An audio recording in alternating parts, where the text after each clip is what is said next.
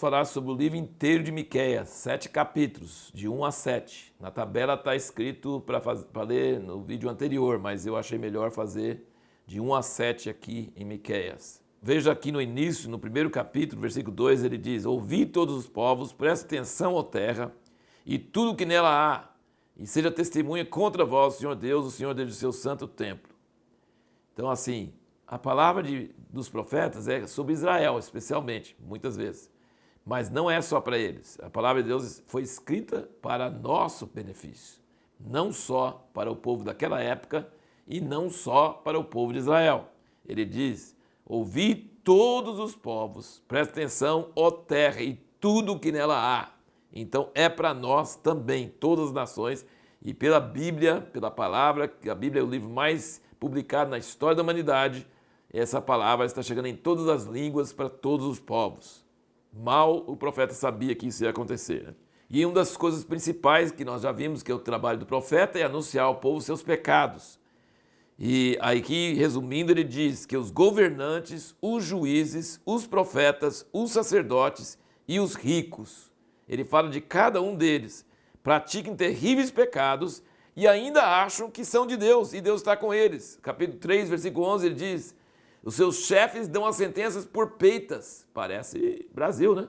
Seus chefes dão as sentenças por peitas. Propina. E os seus sacerdotes ensinam por interesse. Pastores, padres, líderes querem ganhar dinheiro. E os seus profetas adivinham por dinheiro. Tá vendo? Todos eles são avarentos, querem dinheiro. Os governantes, os sacerdotes, os profetas, e ainda se encostam ao Senhor, dizendo: não está o Senhor no meio de nós? Nenhum mal nos sobrevirá. O que Deus não tolera é a pessoa praticar injustiça, ser avarento, oprimir os pobres, fazer coisas corruptas, né? Condenar o inocente, liberar o culpado e ainda falar: não, mas eu sou de Deus. Não, mas estou usando o nome de Deus. Não, eu sou evangélico, eu sou cristão. Isso é uma coisa que Deus mais abomina. Deus fica com horror disso. Vocês ainda acham que eu estou com vocês? E ainda, o que mais que esse povo faz? Olha o que eles fazem. No capítulo 2, versículos 6 e 7, eles falam para Miqueias: não profetizeis. Assim profetizam eles: não se deve profetizar tais coisas, não nos alcançará o opróbrio. Acaso dir-se-á isso, ó casa de Jacó? Tem se restringido o Espírito do Senhor? São essas suas obras? E não é assim que fazem bem as minhas palavras, é o que anda retamente? Então eles falam para Miqueias: não profetiza coisa desagradável. É igual o pastor que prega só coisas boas, para o número de membros crescer na sua igreja. Que não fala coisa desagradável, fala coisa desagradável, o pessoal vai embora, vai procurar outra igreja. É isso que ele está dizendo. Pratica as coisas erradas, está afim do dinheiro e ainda diz que Deus está com eles e manda o profeta verdadeiro calar a boca. E o que mais que eles fazem também? Ele diz aqui no 3, versículo 5, assim diz o Senhor a respeito dos profetas que fazem errar o meu povo, que clamam paz enquanto têm o que comer, mas preparam a guerra contra aquele que nada lhes mete na boca. Aí ele fala contra os falsos profetas. Então, eles pagam os falsos profetas para falar bem com eles e fala com os profetas verdadeiros para calar a boca. Então, isso aqui é o quadro de Israel. E aí, você vê, nossa pergunta foi: como entender a alternância entre palavras de forte juízo e promessa de restauração eterna em Miqueias? Eu vou dar um exemplo disso aqui. No capítulo 2, no versículo 11, ele fala aqui, ó: se algum homem andando em espírito de falsidade mentir, dizendo eu te profetizarei acerca do vinho e da bebida forte, será esse tal o profeta desse povo. Ele está batendo lenha. Você pode ver nos versículos antes, olha, está falando mal deles, está falando sobre juízo e tudo isso, falando que vai ter destruição e vai ter coisas terríveis. E aí no versículo 12 ele já muda, sem nenhum aviso, sem falar nada. Ele fala: certamente te ajuntarei todo, Jacó, certamente congregarei o restante de Israel. Pô-los-ei todos juntos, como ovelhas no curral, como rebanho no meio do seu pasto. Farão estrondo por causa da multidão dos homens. Subirá diante deles aquele que abre o caminho, eles romperão e entrarão pela porta, sairão por ela. E o rei irá diante deles e o Senhor à testa deles. Você vê que é uma mudança radical. Ele está dando juízo, de repente ele fala de restauração e nem avisa antes. É uma coisa. E você vê isso nos outros profetas, nós temos visto isso, mas aqui em Miqueias você vai ver bastante disso, em vários lugares. Por que tem essa alternância tão forte? Porque Deus é de justiça e Deus é de misericórdia, ou de recede, né? Deus é de misericórdia, recede, e Ele é de justiça. Então Ele vai julgar com ira o pecado do seu povo, mas ele vai cumprir sua promessa a Abraão e Davi, sua aliança, sua promessa eterna. Então, apesar do povo não prestar, e ele vai mandar juízo sobre eles, e vai morrer muita gente, mas vai ficar um resto. E mesmo apesar do pecado deles, ele vai purificar esse restante.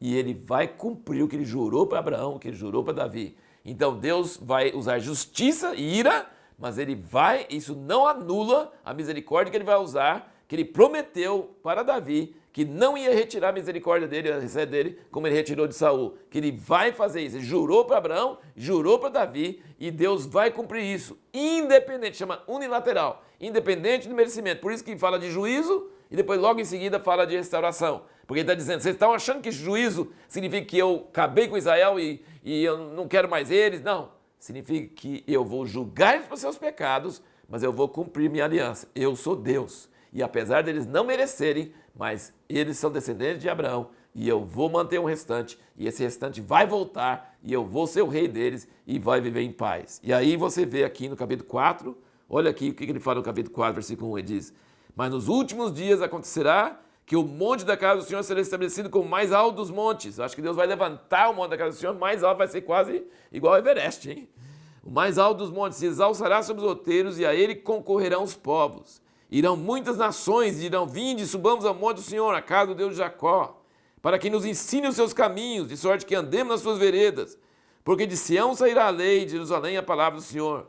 E julgará entre muitos povos, arbitrará entre nações poderosas e longínquas, Rússia, Estados Unidos, nações poderosas e longínquas, China, e converterão as suas espadas em redes de arado e as suas lanças em podadeiras. Uma nação não levantará a espada contra outra nação, nem aprenderão mais a guerra. Então isso aqui está falando o quê?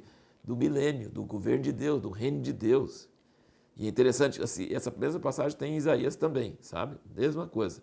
E na frente do prédio das Nações Unidas em Nova York tem a segunda parte do versículo. Converterão as suas espadas em rede de arado, suas lanças em podadeiras. Uma nação não levantará a espada contra outra nação.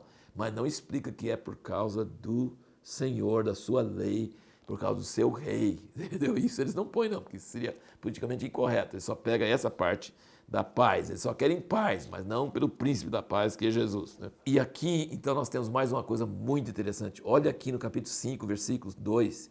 Mas tu, Belém Éfrata, posto que pequena para estar entre os milhares de Judá, de ti é que me sairá aquele que há de reinar em Israel.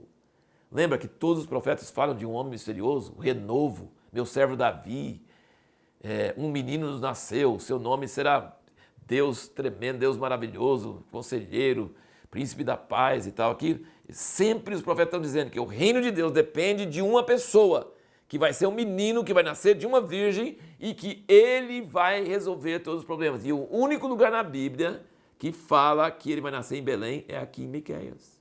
Foi aqui que você vai ver que os sábios, lá, os escribas, pegaram e falaram para Herodes que Jesus ia nascer em Belém. E por isso que mataram todos os meninos lá de 2 anos para baixo. Mas nós vamos ver isso em Mateus, né, que José levou Jesus embora antes que procurasse ele para matar. Aqui ele fala a cidade onde Jesus vai nascer. De ti é que me sairá aquele que há de reinar em Israel. Belém é a cidade de Davi, tá? E aí ele fala que esse que vai nascer em Belém e que vai reinar em Israel, cujas saídas são desde os tempos antigos, desde os dias da eternidade. Está falando que Jesus, o menino que vai nascer lá, tem saídas desde a eternidade? Desde os tempos antigos? Quer dizer, isso é uma figura que está mostrando que Jesus é filho de homem e filho de Deus, que ele é desde a eternidade, mas vai nascer em Belém. Isso aqui é uma profecia impressionante. Depois você vê ele falando sobre Babilônia, que é da Babilônia que vai sair, isso foi 100 anos deles irem cativo para a Babilônia. Ele fala de ir para a Babilônia, fala de sair da Babilônia, e ele fala de Belém séculos antes de Jesus nascer, e ele fala do milênio, que nós acabamos de ler no capítulo 4, milênios que ainda não aconteceu até hoje. Então Miqueias é um profeta que fala de muita coisa que vai acontecer no futuro, inclusive coisas que ainda não aconteceram. Que Deus vai tirar o povo de Israel, vai juntar todas as nações contra Israel, ele fala aqui, e que ele vai se manifestar como se manifestou para Faraó. Ele vai se manifestar no meio das nações. É impressionante ver como esses profetas curtos, pequenos, têm todos os elementos que os profetas maiores têm também. Fala a mesma mensagem. Deus usa em várias épocas e vários profetas a mesma coisa. E você nota aqui, então, no capítulo 6, versículo 8, você vê, ele te declarou, homem, o que é bom e que é que o Senhor requer de ti, senão que pratiques a justiça e ames a benevolência, o recede, e andes humildemente com o teu Deus. E ele termina no capítulo 7, versículo 15, eu lhes mostrarei maravilhas como nos dias da tua saída da terra do Egito. As nações o verão e envergonhar-se-ão por causa de todo o seu poder. Porão a mão sobre a boca e os seus ouvidos ficarão surdos. Depois ele fala no versículo 18, quem é Deus semelhante a ti, que perdoa as iniquidades e que te esquece da transgressão do resto da tua herança? O Senhor não retém a sua ira para sempre, porque ele se deleita na benignidade, recede. Tornará a apiedar-se de nós, pisará os pés das nossas iniquidades. Tu lançarás todos os nossos pecados nas profundezas do mar. Mostrarás a Jacó a fidelidade e a Abraão a benignidade, recede, outra vez, conforme juraste a nossos pais desde os dias antigos. Então ele menciona recede 3 vezes nesse profeta Miqueias. A pergunta que nós vamos responder no próximo vídeo é como resumir o livro de Abacuque?